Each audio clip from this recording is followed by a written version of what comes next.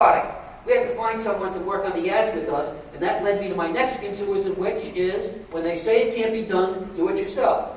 Barry and I wore ruts in the sidewalks of New York City, walking up and down Madison Avenue, looking for an advertising agency to handle this project. The search level was looking so worn out and dejected that panhandlers in the street started giving us change. Every so-called expert in the advertising agency business said, Ed, you're never going to be able to change the way people paint. They're always going to use a brush or a roller. The more they said that, the more angry we became, the more fired up we became, the more we knew that we had to go back and do it ourselves, because if we didn't, we would never be happy with ourselves. So that's the decision that we made. Of course, we had historical precedent. We knew that the Titanic was built by experts and Noah's Ark by amateurs. Anyway, we ignored the experts and went home and wrote and produced our first television commercial for the product that we had nicknamed the Miracle Painter. The reason we called it a miracle was because Barry, my partner, actually used it.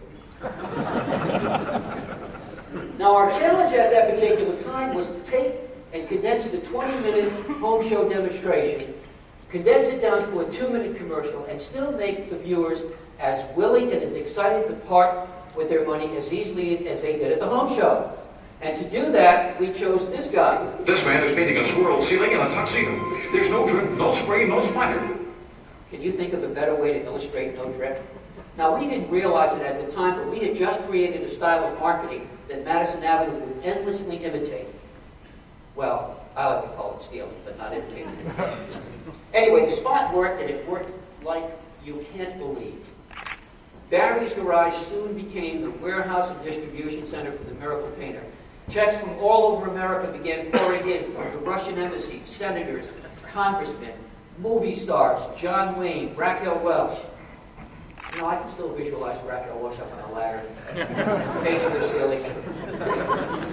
As sales increased, we chartered 747 jumbo jets and brought the products in just to meet the demand.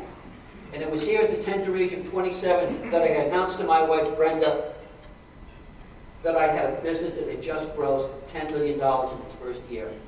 My wife, Brenda, and you remember this, of course, was very skeptical of the idea from the very beginning, said to me, let's go shopping. You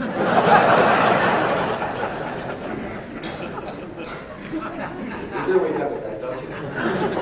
And she's been continuing on. It's been just late 27. My daughter, Erin, by the way, is turning pro. She's still amateur, but she's getting ready to turn professional. Hey, you know, you remember the old saying, if you want something done, do it yourself? Well, sometimes it's true. Because remember this, waiting for something to happen, or for someone to do something for you in your career, is wasteful and expensive. And the reason for that is simple. Sorry, don't know why that happened. This man is painting a swirl ceiling in a... The Gremlins.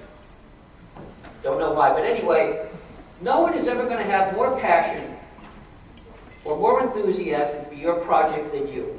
So always remember that as to who should control your destiny. You. And that brings me to my next schizoism, and I see our slideshow is not working.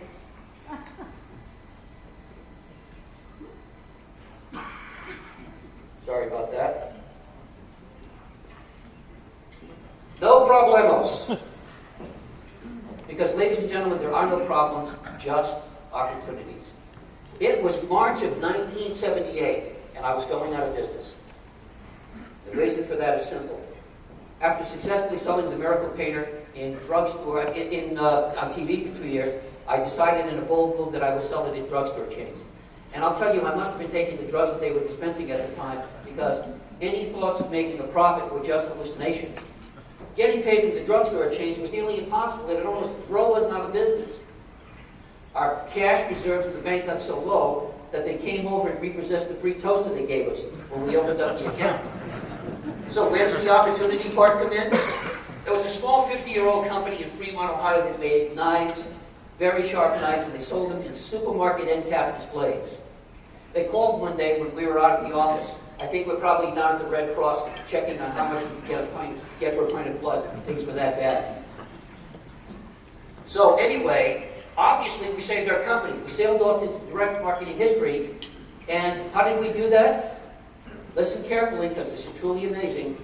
We returned the phone call. Because if you don't get back to them, they'll get someone else.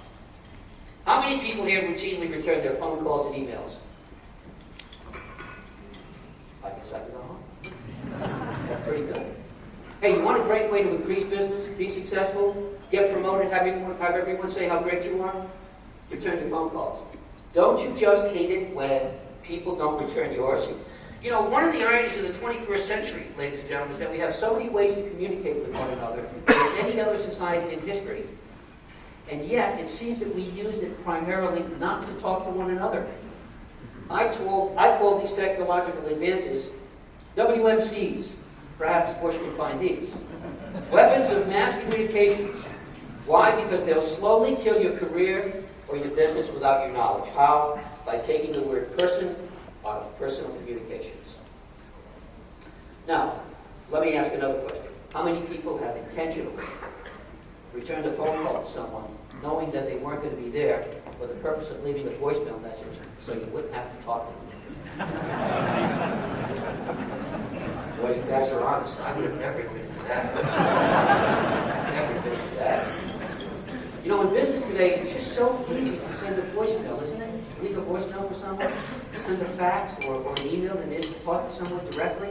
How about this one? You're in your office, it's after 5, and the phone rings, and you pick it up, and the other person goes, you there? Hey, you just got caught trying to leave a voicemail message. True, isn't it? Happens all the time. Now, I think it's rude, I think it's indifferent, and I think it's lazy to do that. And here's what John Hopkins had to say about it. Siemens had to say about it. 67% of Americans feel that they spend too much time leaving voicemails or sending emails when a quick answer is needed. If and when the answers do arrive, same people reported they came back too late. Now, is this an opportunity or what? You know, I wonder what my life would have been like had I not returned the phone call to the Ginsu Knife Factory. Was I that gifted to know that that call would change my life? Are you that gifted to know? I like to call this the high-tech cold shoulder. This is what John Hopkins had to say about it. Technology has made it easy to be rude and different, even lazy. You know, not returning phone calls is as silly as what some companies unwittingly do to torture their clients. Voicemail reception. It leads to voicemail for departments. It leads to voicemail for individuals. Even the voicemail has a voicemail. Did you ever try to reach anyone with a pulse at any of these companies? Seriously. How about retail stores? Same thing. Why don't they just put a voicemail message on that says, "Hi, this is your favorite retail store. We can't talk to you right now because we're experiencing heavy call volume. Please stay in the line and your call will be answered in approximately 15 years. Or you can drive all the way down to our store and we'll be happy to tell you that we don't have it in stock. Come on, what's next? Bad service will be so accepted we'll be able to get it in different languages. If you'd like to be treated badly in Spanish, press 1. If you'd like to be treated badly in English, press 2. What these companies seem to be saying is, I'd rather get a new customer than keep an old one. And that's like my saying, I'm not going to change the oil of my car, I'm going to wait for the engine to blow up, and then I'll buy a new car. Remember this, ladies and gentlemen, if you're in the client service business, your job is to give service and not to receive it. Now back to my opportunity. Eventually it became clear to us that the only way out of our cash flow predicament was to put some kind of a knife offer on TV. It didn't matter if it was successful or not, we just needed to generate some cash flow. But we had a new and different problem. We had to come up with an exciting and different way to sell knives, because after all, as I said earlier, who wanted another set of knives? Well, finally we decided that the great opening for the commercial would be to karate chop aboard the tomato, like you saw in the opening film, and say, in Japan the hand can be used like a knife, but that method doesn't work on a tomato. But what can we do in the body of the spawn?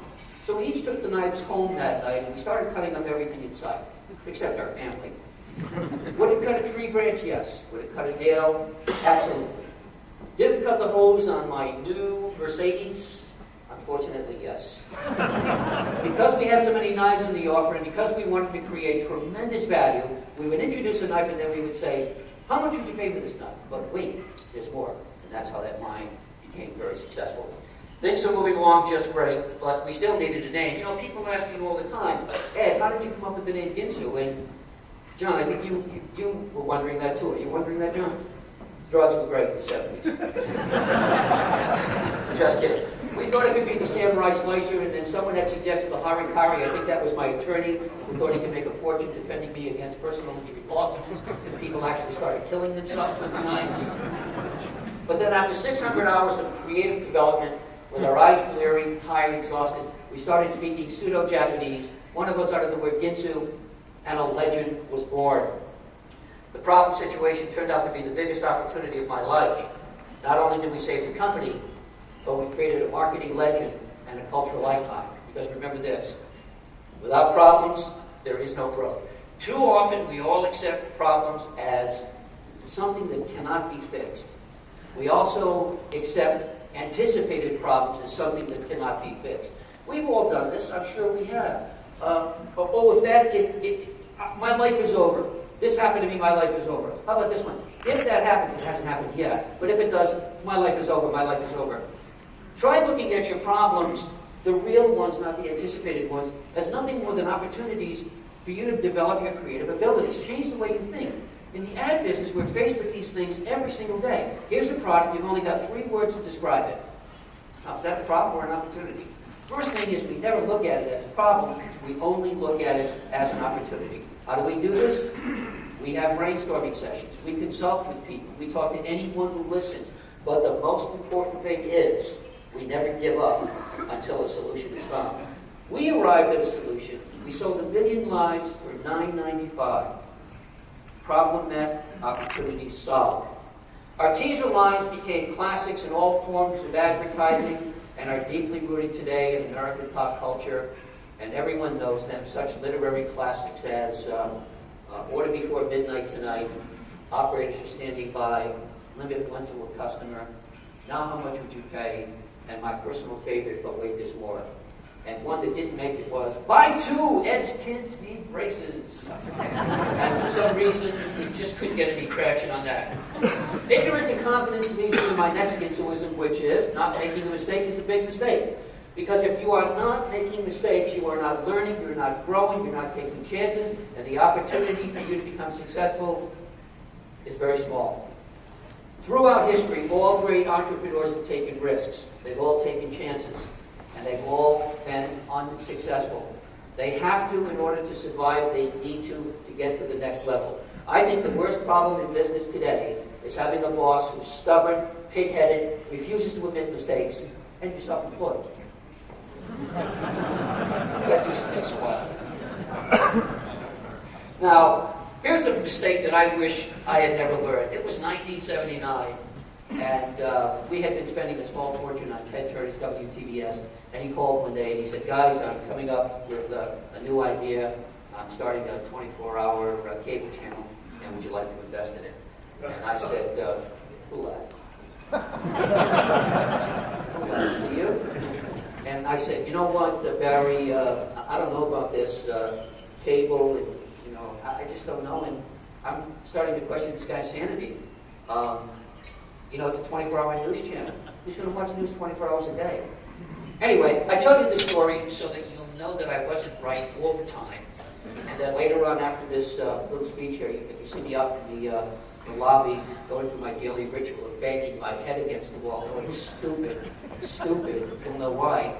Also, in 1984, I sold my company to Warren Buffett at Berkshire Hathaway, and he wanted to give me stock, and I insisted on cash because I thought Berkshire Hathaway made shirts.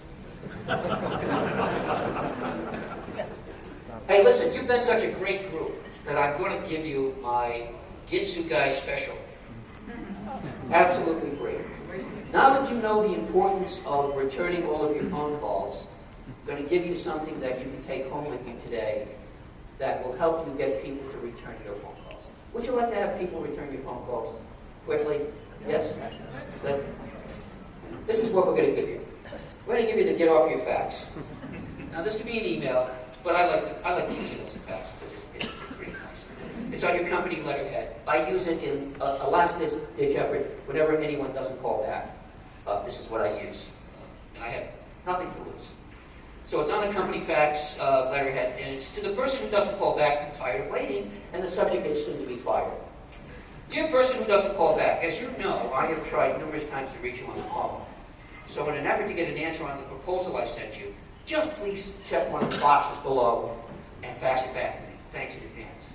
P.S. My boss said my job's on the line if I don't get an answer because she thinks I'm not playing golf instead of trying to reach you. Box 1. Dear tired of waiting, I have been so swamped with work that I haven't even called my wife, mistress, girlfriend, boyfriend, all of the above that. So what does that tell you? Keep trying, I'm interested. If applicable, check here. Box 2.